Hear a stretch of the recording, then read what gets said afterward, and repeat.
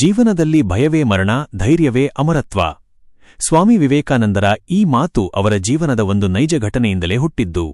ಒಮ್ಮೆ ಸ್ವಾಮಿ ವಿವೇಕಾನಂದರು ವಾರಣಾಸಿಯಲ್ಲಿದ್ದಾಗ ಪ್ರಸಿದ್ಧ ದುರ್ಗಾ ದೇವಸ್ಥಾನಕ್ಕೆ ಭೇಟಿ ನೀಡಿದ್ದರು. ದರ್ಶನ ಮುಗಿಸಿ ಹೊರಬರುತ್ತಿದ್ದಾಗ ದಾರಿಯಲ್ಲಿ ಕೋತಿಗಳ ಗುಂಪೊಂದು ಅವರಿಗೆ ಎದುರಾಯಿತು. ಆ ಕೋತಿಗಳು ಕಿರುಚುತ್ತಾ ವಿವೇಕಾನಂದರ ಹತ್ತಿರ ಬರತೊಡಗಿದವು. ಮೊದಮೊದಲು ಅವರು ಅದನ್ನು ನಿರ್ಲಕ್ಷಿಸಿ ಮುಂದೆ ನಡೆದರು.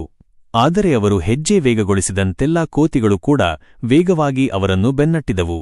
ಭಯಗೊಂಡ ವಿವೇಕಾನಂದರು ಅಲ್ಲಿಂದ ಓಡಲು ಶುರುಮಾಡಿದರು. ಆಗ ಅಲ್ಲೇ ಇದ್ದ ಒಬ್ಬ ವೃದ್ಧ ಸನ್ಯಾಸಿ ಈ ದೃಶ್ಯವನ್ನು ಗಮನಿಸಿ ಜೋರಾಗಿ ಕೂಗಿ ಹೇಳಿದರು, ನಿಲ್ಲು, ಓಡಬೇಡ, ತಿರುಗಿ ನಿಂತು ಆ ಕೋತಿಗಳನ್ನು ಎದುರಿಸು. ಸಮಸ್ಯೆಯಿಂದ ಓಡುವುದು ಹೇಡಿತನ, ಅದನ್ನು ಎದುರಿಸಿ ನಿಲ್ಲುವುದು ವೀರತ್ವ. ಈ ಮಾತು ಕೇಳುತ್ತಿದ್ದಂತೆ ವಿವೇಕಾನಂದರು ತಕ್ಷಣವೇ ಓಡುವುದನ್ನು ನಿಲ್ಲಿಸಿ ಧೈರ್ಯದಿಂದ ಹಿಂದೆ ತಿರುಗಿ ಆ ಕೋತಿಗಳ ಕಣ್ಣಲ್ಲಿ ಕಣ್ಣಿಟ್ಟು ದಿಟ್ಟಿಸಿ ನೋಡಿದರು.